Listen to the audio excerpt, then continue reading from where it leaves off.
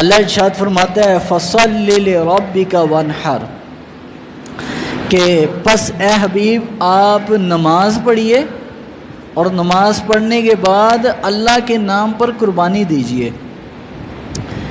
تو قرآن مجید کی اس آیت سے ثابت ہوا کہ عید کی نماز پڑھنا اور عید کی نماز کے بعد قربانی کرنا یہ اللہ کا حکم ہے، اور یہ قرآن مجید کی آیت مبارکہ سے ثابت ہے۔ سب سے پہلے میں قربانی کے فضائل پر آؤں گا، اور اس کے بعد قربانی کے واجب ہونے والی چیزیں جس سے بندے پر قربانی واجب ہو جاتی ہے اس حوالے سے گفتگو کروں گا۔ دعا ہے اللہ تعالیٰ ہم سب کو عمل کی توفیق عطا فرمائے۔ حضور نبی پاک صلی اللہ علیہ وسلم کا ارشاد ہے کہ میرے آقا کریم علیہ الصلوۃ والسلام نے ارشاد فرمایا، حضرت عائشہ فرماتی ہیں قال ما عمل ابن آدم یوم النحر احب الی اللہ عز وجل من خراقه دم وانه لیأتی یوم القیامۃ بقرونها واظلافها واشعارها۔ نبی پاک صلی اللہ علیہ وسلم نے ارشاد فرمایا کہ عید الاضحیٰ بڑی عید کا دن یہ ایسا دن ہے کہ اس دن اللہ تعالیٰ کو سارے عملوں میں سے محبوب عمل اور سب سے پیارا عمل وہ ہے کہ جو بندہ اللہ کے نام پر قربانی کرتا ہے، یہ اللہ تعالیٰ کو سب سے زیادہ پسند ہے۔ اور فرمایا وہ جانور وَإِنَّهُ لَيَأْتِي يَوْمَ الْقِيَامَةِ بِقُرُونِهَا، کہ یہ جو جانور بندہ اللہ کے نام پر قربان کرتا ہے یہ قیامت والے دن لایا جائے گا، حاضر کیا جائے گا بِقُرُونِهَا، اپنے سینگوں کے ساتھ، وَأَزْلَافِهَا، اپنے کھروں کے ساتھ، وَأَشْعَارِهَا، اپنے بالوں کے ساتھ، اور وَإِنَّ الدَّمَ لَيَقَعُ مِنَ اللَّهِ بِمَكَانٍ، اور فرمایا خون جو اس قربانی کے جانور کا بھی زمین پر گرتا نہیں ہے، بندے کا درجہ جنت میں بلند ہو جاتا ہے، جنت میں درجہ اعلیٰ ہو جاتا ہے، اس کی ترقی ہو جاتی ہے درجے میں۔ قبل ان یقع الارض فطیبوا بها نفسا، حضور علیہ السلام نے فرمایا کہ جب تمہارے جانور کا خون نیچے گرتا ہے تمہارا درجہ بلند ہوتا ہے، تمہیں چاہیے کہ جانور قربان کر کے فطیبوا بها نفسا، تم اپنے دل میں ایک سرور اور ایک سکون محسوس کرو۔ ظاہری بات ہے یار، بندہ کوئی کام ایسا کر رہا ہو نا جس سے اس کا دنیاوی لالچ ہو کہ یار یہ کام کروں گا تو میری یہ ترقی ہو جائے گی، تو بندہ بڑے شوق سے کرتا ہے، ہر کام چھوڑ دیتا ہے۔ تو جب دنیا کی ترقی کے لیے اس قدر اہتمام ہے تو جنت کی ترقی کے لیے تو بندے کو اس سے زیادہ اہتمام کرنا چاہیے۔ دنیا کی زندگی تو چھوٹی ہے نا، جنت کی زندگی تو دنیا کی زندگی کے مقابلے میں ایک سمندر ہے، یعنی جنت کی زندگی بہت طویل ہے، ختم نہ ہونے والی۔ تو نبی پاک صلی اللہ علیہ وسلم نے ارشاد فرمایا کہ ایک صحابی نے پوچھا، عرض کی یا رسول اللہ صلی اللہ علیہ وسلم ما هذه الاضاحی، ما هذه الاضاحی، حضور یہ قربانی کیا چیز ہے، یہ جو جانور ذبح کرتے ہیں اس کا کیا فائدہ، یہ کیا ہے؟ حضور نے فرمایا قال سنت ابیکم ابراہیم علیہ السلام قالوا فما لنا فیہا، نبی پاک علیہ السلام نے ارشاد فرمایا کہ یہ تمہارے اور ہمارے باپ حضرت ابراہیم علیہ السلام کی سنت ہے، حضرت ابراہیم کی سنت ہے، ان کا یہ طریقہ ہے۔ تو قالوا فما لنا فیہا، حضور پھر ہمیں یہ کام کرنے سے کیا ملے گا، فما لنا فیہا اس سے کیا ہوگا؟ تو نبی پاک نے ارشاد فرمایا یا رسول، تو جب یہ عرض کیا یا رسول اللہ فما لنا فیہا قال بکل شعرۃ حسنہ، تو نبی علیہ السلام نے فرمایا یہ جو جانور ذبح کرنے سے تمہیں یہ فائدہ ہوگا کہ جانور کے جسم پر ہر بال کے عوض اللہ تمہیں ایک نیکی دے گا۔ پھر صحابی نے سوال پوچھا قالوا فالصوف، حضور چاہے وہ چھترا بھی ہو پھر بھی آپ نے دیکھا نا چھترے کے جسم پر بال زیادہ ہوتے ہیں، بکرے کی نسبت چھترے کے اندر زیادہ بال ہوتے ہیں. تو عرض کیا حضور چاہے اس کا جو اون ہے، جو کھال کے اوپر بال ہیں، اس کا بھی ثواب ملے گا. حضور نے فرمایا قال بکل شعرۃ من الصوف حسنہ، چاہے بکرا ہو یا چھترا ہو، کوئی بھی جانور جو تم اللہ کے نام پر ذبح کرو گے، اللہ ہر جانور کے عوض اس کے جسم کے بال کے عوض ایک نیکی دے گا. اب کتنی نیکیاں ہوتی ہیں، اب اللہ ہی جانے جانور کے جسم پر کتنے بال ہوتے ہیں. اب یہ تو ایک حدیث تھی. دوسری حدیث میں میرے آقا کریم علیہ الصلوۃ والسلام کے صحابی حضرت سیدنا زید ابن ارقم رضی اللہ تعالیٰ عنہ، حضرت سیدنا علی المرتضیٰ شیر خدا رضی اللہ تعالیٰ عنہ فرماتے ہیں قال علی فاطمہ، نبی پاک نے اپنی بیٹی سے کہا اے فاطمہ، قومی یا فاطمہ، اے بیٹی کھڑی ہو جا، فشہدی اضحیتک، تو کھڑی ہو اور اپنے جانور پر حاضر ہو کر گواہ بن کہ تیری آنکھوں کے سامنے جانور کو ذبح کیا گیا. تو نبی علیہ السلام نے فرمایا اما ان لکی بعولا قطرة تقطر من دمها مغفرة کلی، فرمایا جس بندے نے اپنے جانور کو ذبح کیا، اس کا ایک قطرہ جانور کا بھی جب ذبح کر کے نیچے گرتا ہے، اللہ اس کے پچھلے سارے گناہ معاف کر دیتا ہے، سارے گناہ پیچھے سے معاف. اور آگے فرمایا اصبتہ اما ان یجاء بها یوم القیامت بلحومها ودمائها 70 ضعفا ثم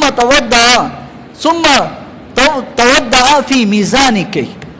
حضور نے فرمایا یہ جانور قیامت کو اپنے بالوں، اپنے کھروں کے ساتھ، اپنے خون کے ساتھ آئے گا، اور میزان پر جہاں پر لوگوں کے نامہ اعمال تل رہے ہوں گے، ایک تکڑی ہوگی، وہاں پر نیکیاں برائیاں پلڑے میں رکھی جائیں گی.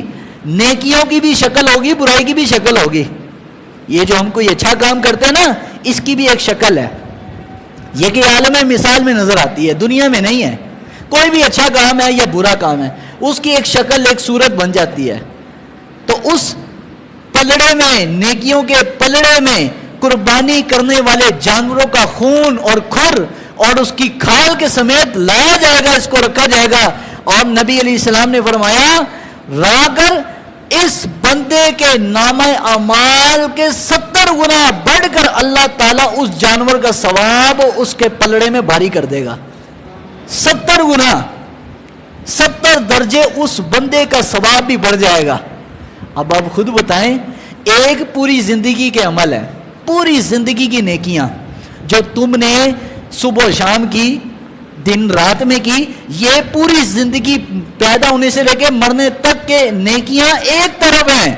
لیکن جس بندے کی نیکیاں پوری زندگی کی ثواب ایک طرف ہو، اور یہ قربانی کا جانور آئے گا، یہ جب پلڑے میں رکھا جائے گا، اس بندے کی پوری زندگی کی نیکیاں 70 گنا بڑھ جائیں گی، 70 گنا اس کا زیادہ فائدہ ہو جائے گا. تو میرے آقا کریم نے ارشاد فرمایا کہ قال ابو سعید خدری ایو یا رسول اللہ حاضی لآل محمد خاصتا فہم اہل لما خصو به من خیر ام لآل محمد وللناس عامہ قال بل ہی لآل محمد وللناس عامہ. تو نبی علیہ السلام 2 قربانیاں کرتے تھے. کتنی؟ 10 سالہ زمانے میں، مدنی دور میں، مدینہ میں میرے آقا نے گزارے 10 سال. کتنے؟ 10 سال حضور نے گزارے. ایک سال بھی ایسا نہیں جس میں نبی پاک نے قربانی نہ کی ہو. حالانکہ گھر میں چراغ میں جلانے کو تیل بھی نہیں ہوتا تھا. بعض دفعہ ایک وقت بعض موقع ایسے بھی آتے تھے کہ جلانے کو گھر میں تیل بھی نہیں ہے اور کھانے کو روٹی بھی نہیں ہے. 3 مہینے چولہا بھی نہیں جلا. اس کے باوجود کسی سال بھی میرے آقا علیہ السلام نے قربانی کو ترک نہیں کیا، اور ہر سال 2 کرتے، 2 جانور کرتے، اور 2 جانور کر کے اللہ سے دعا کرتے، یا اللہ یہ میری طرف سے اور میری آل کی طرف سے 1 جانور، اور دوسرا جانور میرے ان امتیوں کے لیے یہ حدیث کے الفاظ آپ سن لیجئے کہ آقا کریم علیہ السلام نے کیا فرمایا. حضرت عائشہ فرماتی ہیں کہ نبی علیہ الصلوۃ والسلام نے فذبح احدهما عن امته لمن شهد لله بالتوحید وشهد له بالبلاغ وذبح الاخر عن محمد وآل محمد. ایک جانور تو نبی پاک علیہ السلام اپنی اور اپنی اولاد کی طرف سے کرتے, اور دوسرا جانور فرمایا لمن شہد للہ بالتوحید وشہد باللہ وشہد لہ بالبلاغ, فرمایا جس نے رب کے ایک ہونے پر یقین رکھا اور میری نبوت پر ایمان لے کر آیا, فرمایا دوسرا جانور میرے ان امتیوں کے لیے جو قربانی نہ کر سکیں گے.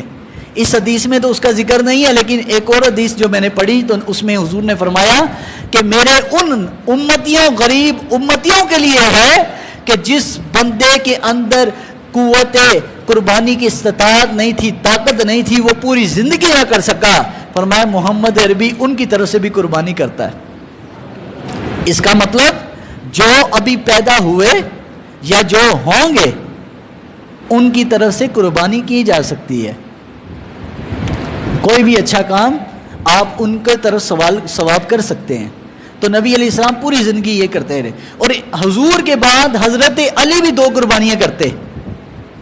تو پوچھا آپ کیوں کرتے ہیں؟ فرمایا ایک تو میری طرف سے ہے, دوسرا میں نبی علیہ السلام کی طرف سے کرتا ہوں, حضور کی طرف سے.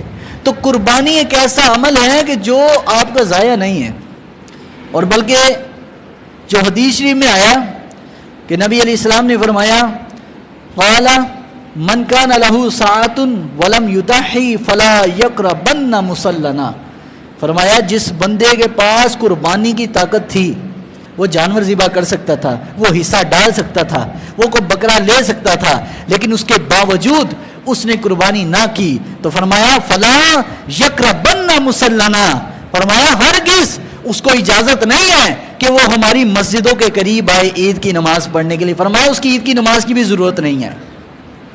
اب ذرا سمجھیے, اب میں قربانی کس پر لازم ہے یہ سمجھ لیجئے. قربانی ہر اس شخص پر لازم ہے جو صاحب نصاب ہو. صاحب نصاب سمجھ لیجئے, ذرا سمجھیے, سادے لفظوں میں سمجھاؤں گا. کھانا پینا پہننا علاج معالجہ, اگر بیمار ہے تو ٹھیک ہے, تو پھر نہیں. قرض, گھر کی چھت یعنی گھر, یہ چیزوں کو نکال دو, یہ چیزوں کو, یہ خرچے سائڈ پہ کر دو. یہ پورے کرنے کے بعد قرض بھی دے دیا, کھانا پینا بھی گھر کا پورے مہینے کا راشن آ گیا, بیماری کو علاج معالجہ بھی پورا ہو چکا, اور اس کے بعد کپڑے بھی, کھانا بھی, گھر اگر کرائے کا ہے تو اس کا کرایہ بھی ہو چکا, اگر اپنے ہیں تو اپنی چھت بھی موجود ہے. ٹھیک ہے, یہ پورے ہو گئے. اس کے بعد 52.5 تولہ چاندی, ایک تولہ میرے خیال سے 800 کے 700 روپیہ تولہ ہے چاندی, سونا نہیں بول رہا, چاندی. چاندی 52.5 تولہ ضرب دو. ابھی آپ نیٹ پر چیک کر سکتے ہیں پاکستان میں چاندی کا ریٹ کیا ہے. روزانے کا ریٹ آتا ہے, سونے کا بھی آتا ہے, چاندی کا بھی آتا ہے, چیک کرو. چاندی کا ریٹ 52.5 تولے کو آپ نے ضرب دینی ہے جتنے کا ایک تولہ آتا ہے, اس سے ضرب دو, میرے خیال سے 45,000 روپیہ بنتا ہے. ساری چیزیں پوری ہو گئی, کھانا پینا رہائش قرض علاج معالجہ پورا ہو گیا. فالتو تمہارے پاس اتنا پیسہ رہ گیا ہے 45,000 سے زیادہ, کم نہ ہو, 52.5 تولے چاندی سے زیادہ اتنا پیسہ بچ گیا ہے, تو ہر بندے, اس بندے کے پاس جس کے پاس اتنا پیسہ ہے اس پر قربانی واجب ہے. مسئلہ سمجھ آ گیا؟ میں بڑی آرام نہ ونڈ کر کے دسی تمہیں سادے انداز نہ. تو اب یہ سمجھ لو, کئی لوگ گھر میں فیملیاں جوائنٹ ہوتی ہیں, یعنی ایک باپ ہوتا ہے تو ایک ہی جگہ کھانا پینا ہے گھر میں, سارے بچوں کا, آگے بہوؤں کا بھی. تو وہ لوگ کہتے ہیں جی ابا جی نے کی تھی, کر دی تھی تو ساڑھے لو بھی ہو گئی. ایسے نہیں ہے. ایک قربانی صرف ایک بندے کی طرف سے ہو سکتی ہے, اجتماعی ایک حصے میں اجتماعی نہیں ہو سکتی. ایک گائے میں تو اجتماعی قربانی ہو سکتی ہے, گائے کی نہیں کہہ رہا, ایک حصے میں اجتماعی نہیں ہو سکتی. یعنی بیٹے نے کہا جی ابا جی 3,000 روپیہ میری طرف سے، دوسرے بھائی نے کہا 5,000 میری طرف سے، باپ نے کہا 4,000 میری طرف سے، سب ملا کے ایک ہی قربانی کریں، ایسے نہیں ہوگا. جیسے 14,000 روپے 12,000 روپے حصہ بنتا ہے تو ایک بندہ صرف ایک کی قربانی کر سکتا ہے، ایک ہی بندہ شریک ہو سکتا ہے. شریک قربانی میں ایک حصہ نہیں ڈال سکتا. مسئلہ سمجھ آ گیا نا؟ شریک قربانی میں یعنی ایک حصے کے لیے شراکت داری نہیں ہو سکتی.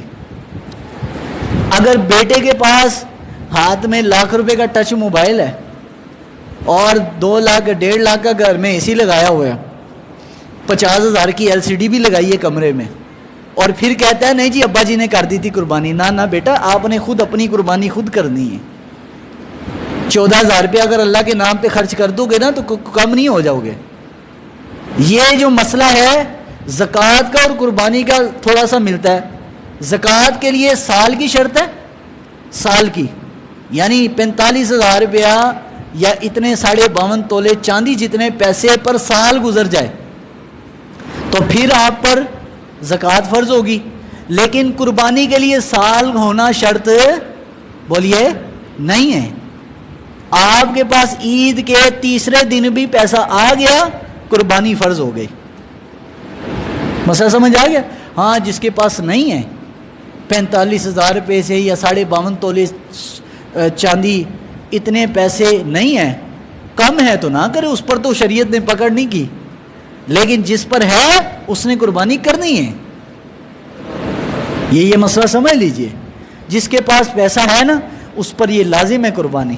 اور نبی پاک کا یہ واضح حکم ہے، فرمایا من کان لہ ساعۃ ولم یضحی فلا یقربن مصلنا. جس کے پاس قربانی کی استطاعت تھی اس نے قربانی نہیں کی، جانور نہیں خریدا. فلا یقربنا فلا یقربنا، وہ ہرگز ہماری مسجدوں کے قریب نہ آئے. ضرورت ہی نہیں اس کی عید کی نماز کی بھی پڑھنے کی کہ جو قربانی کے پیسے ہیں لیکن وہ کرتا نہیں ہے. سمجھ آ گیا نا؟ میرے خیال سے مسئلہ سمجھ آ گیا ہوگا آپ کو. تو اگر باپ کر رہا ہے تو بیٹے کی طرف سے نہیں ہے، بیٹا کر رہا ہے تو باپ کی طرف سے نہیں ہے. اگر دونوں کے پاس علیحدہ اتنے پیسے ہیں سیونگ میں تو دونوں پر قربانی ہے. میں نے بتا دیا نا، شریعت نے اجازتیں بھی دی ہیں. بیوی بچوں کا خرچ، کھانا پینا، علاج، قرض، چھت ہے گھر کی، کپڑے، یہ نکال کر شریعت نے کہا ہاں تیرے پاس اگر اتنا بچتا ہے تو قربانی کر. تو قربانی نہیں، ٹھیک ہے، قربانی کے لیے یہ ضروری ہے، یہ چیز ضروری ہے کہ ہم سب پر، کہ ہم سب اپنی طرف سے تو کم از کم کرو نا یار. یہ تو آپ کی محبت اور عقیدت ہے کہ آپ کہ جی میں نبی علیہ السلام کی طرف سے بھی ایک قربانی کروں گا. یہ تو حضرت مولا علی کرم اللہ وجہ الکریم کی سنت ہے کہ آپ ہر سال قربانی حضور کی طرف سے بھی کیا کرتے. تو قربانی کے لیے آپ نے جانور خریدنے سے پہلے جانور کی عمر کا پوچھنا ہے، کیونکہ اب یہ تھوڑے دن بس رہ گئے ہیں، بیچ میں اب 2 جمعے ہیں آئندہ، اور تیسرا جو جمعہ آئے گا اب عید کا دن ہونا ہے. اس لیے میں نے 2 جمعے پہلے ہی 20 دن پہلے ہی آپ کو یہ مسئلہ بتا رہا ہوں تاکہ جانور خریدتے ہوئے آپ دھوکہ نہ کھائیں. اونٹ کی عمر شریعت نے جو نبی علیہ السلام نے مقرر کی ہے وہ ہے 5 سال. 5 سال سے کم اونٹ نہیں لے سکتے. گائے کی عمر کم از کم 2 سال، کم از کم، یعنی 2 سال سے زیادہ ہی ہو، اوپر نیچے نہیں. بکرے کی عمر 1 سال، 1 سال سے اوپر ہو، نیچے نہیں. اور جو چھترا ہے یا جس کو آپ دمبا بولتے ہیں، یہ ایک ہی کیٹیگری ہے دونوں. اگر یہ 6 مہینے کے ہوں اور صحت میں سال کے لگیں تو پھر بھی چل جائے گا. مسئلہ سمجھ آ گیا نا؟ اس کے دان نہ ٹوٹے ہوں، یہ بات ذہن میں رکھیں. ٹوٹا ہوا دانت ایک ہے کہ وہ جب سال کا پورا ہو جاتا ہے تو وہ جو ہے نا دودھ والے دانت وہ اتر جاتے ہیں، وہ بات نہیں کر رہا. ایک ٹوٹا ہونا نقص کہ دانت ٹوٹا ہو، یہ آپ نے چیک کرنا ہے. دانت ٹوٹا ہوا نہ ہو، صحیح سلامت ہو، آنکھ اس کی دیکھ رہی ہے، کان اس کا دیکھنا ہے کٹا ہوا تو نہیں ہے، چلنے میں دیکھنا ہے کہ چلنے میں تھوڑا سا لنگڑا پن تو نہیں ہے. اگر یہ 4 اس کے اندر نقص نہیں ہے، ٹھیک ہے، تو پھر آپ وہ جانور خریدیں. اس کی خدمت کریں اور عید والے دن اس کو اللہ کے نام پر قربان کریں اور اپنے گناہوں کی بخشش کا اس کو وسیلہ بنائیں۔ مسئلہ سمجھ آ گیا نا؟ تو نبی علیہ الصلوۃ والسلام نے ارشاد فرمایا کہ آپ قربانی لازمی کریں، کہ جو اللہ تعالیٰ نے آپ کو استطاعت دی ہے اس پر لازمی اپنی زندگی میں ہی لازمی قربانی کریں، کہ حضور نے 10 سالہ دور میں ہر سال قربانی کی ہے۔ تو آقا کریم علیہ الصلوۃ والسلام نے ارشاد فرمایا جس بندے نے قربانی کی تو حضور نے فرمایا کانت لہ حجابا من النار، میرے آقا علیہ السلام نے فرمایا جو بندہ دنیا میں جانور کو ذبح کرتا ہے وہ یہ نہ سمجھے کہ خالی گوشت ہی سے ملے گا، نہ، قربانی کے جانور سے ایک آخرت کا فائدہ یہ بھی ہے، کانت لہو حجابا من النار، یہ جانور قیامت والے دن اس بندے کو جہنم کی آگ کے درمیان یہ بندے کے لیے رکاوٹ بن جائے گا اور جہنم کی آگ سے اس کو بچا لے گا۔ اور دوسری حدیث میں میرے حضور نے فرمایا پل صراط، جہاں سے جو تلوار سے زیادہ تیز ہے اور سوئی کی نوک سے زیادہ باریک ہے، بڑا سخت مرحلہ ہوگا، اور یہ پل صراط ہے بھی جہنم کی پشت پر۔ اور جہنم کے بارے میں حدیث ہے کہ جہنم کی جو تپش ہے نا وہ 500 سال دور سے بھی آتی ہے، اتنی تپش ہے جہنم کی آگ کی، 500 سال دور کا سفر بھی ہوگا، جہنم کی گرمائش اور تپش آنا شروع ہو جائے گی۔ اور حضور نے فرمایا جس بندے نے دنیا میں جانور کو ذبح کیا، قربان کیا اللہ کے نام پر، فرمایا کان لہو حجابا من النار، جب پل صراط سے گزرے گا تو اس جانور کی پشت پر سوار ہوگا، وہ جانور اس کو پل صراط کراس کر کے اپنے ساتھ جنت میں لے جائے گا۔ تو اس لیے یار 12-14 ہزار روپیہ کچھ زیادہ نہیں ہے۔ آج کل نوجوانوں کو آپ دیکھیں نا 50-60 ہزار روپے کے موبائل ہاتھوں میں لیے پھر رہے ہیں، اور ہر دوسرے مہینے موبائل چینج ہوتا ہے۔ تو یار جب آپ لوگ یہ فضول اپنی اخراجات اور فضول خرچیاں آپ اتنی دنیا کے لیے کرتے ہیں، تو اللہ کے لیے میں کہتا ہوں اگر کسی پر قربانی نہیں نا بنا لازم، صرف یہ فضیلتیں دیکھتے ہوئے قربانی کر لینا، تو میں کہتا ہوں یہ سودا گھاٹے کا سودا نہیں ہے۔ کوشش کریں پورے سال کی اتنی سیونگ جمع کریں کہ یار چلو ہم عید کے موقع پر قربانی کر سکے، کوئی حصہ ڈال لیں۔ اب آپ یہ سوچیں گے کہ یار پتہ نہیں ایک جانور پر تو ایک ہی بندہ سوار ہوگا، تو جنہوں نے تو حصے ڈالا وہ کیسے بچے گا جہنم کی آگ سے؟ تو حدیث شریف میں ہے کہ اس کی پشت بڑی ہو جائے گی۔ اب دنیا میں گائے ہو یا اونٹ ہو، 7 بندے اس پر نہیں بیٹھ سکتے، کیونکہ اس کی جسامت اتنی نہیں ہے کہ 7 بندے اس پر بیٹھ سکیں۔ لیکن جب پل صراط پر یہ آئے گا نا جانور، تو یہ جانور پل صراط پر اس بندے کے لیے اللہ تعالیٰ اس جانور کی پشت کو پھیلا دے گا کہ جن لوگوں نے اس میں حصہ ڈالا وہ سب کے سب بندے اس جانور پر بیٹھ کر سوار ہو کر پل صراط گزر جائیں گے۔ یہ نا آپ سمجھے، ہاں جس نے اکیلے قربانی کی ہے وہ اکیلا اس جانور پر سوار ہوگا۔ تو آقا کریم صلی اللہ علیہ وسلم کا یہ معمول رہا، ہر سال حضور نے قربانی کی۔ تو یہ 4 چیزیں میں نے آپ کو بتا دی کہ 4 عیب نہیں ہونے چاہیے۔ آنکھ سے کانا نہ ہو، کان نہ کٹا ہو، ٹھیک ہے، آنکھ اس کی ٹیڑھی نہ ہو یا نکلی نہ ہو، دانت ٹوٹا نہ ہو، پاؤں سے لنگڑا نہ ہو، یہ عیبوں سے پاک ہو، اچھا خوبصورت جانور لے اور اللہ کی رضا کے لیے کریں۔ یہ نہ سوچیں کہ یار میں اپنی برادری کو اور اپنے علاقے کے لوگوں میں شہرت پانے کے لیے، آج تو لوگ جناب مہنگا جانور اس لیے بھی لاتے ہیں کہ چلو یار علاقے میں ایک نام ہو جائے گا۔ نام کے لیے نہ کریں، شہرت کے لیے نہ کریں، اگر جو کام کرنا ہے تو اللہ کے رضا کے لیے کریں، بس مالک کو راضی کرنے کے لیے، دنیا کو راضی کرنے کے لیے نہیں کرنا۔ تو جب یہ آپ انشاءاللہ یہ کام کریں گے تو نبی پاک علیہ الصلوۃ والسلام فرماتے ہیں کہ یہ جانور قیامت والے دن اس کے میزان پر، اس کی نیکیوں کے پلڑے میں اس کا وزن ڈالا جائے گا۔ اب تو جتنا بھاری جانور ہوگا نا وزن بھی اتنا زیادہ ہوگا، لیکن اس کی قبولیت کب ہے؟ جب ہو اللہ کے لیے، اللہ کے لیے ہو۔ تو انشاءاللہ یہ جو آنے والا جمعہ ہے، میرا تو آج ارادہ تھا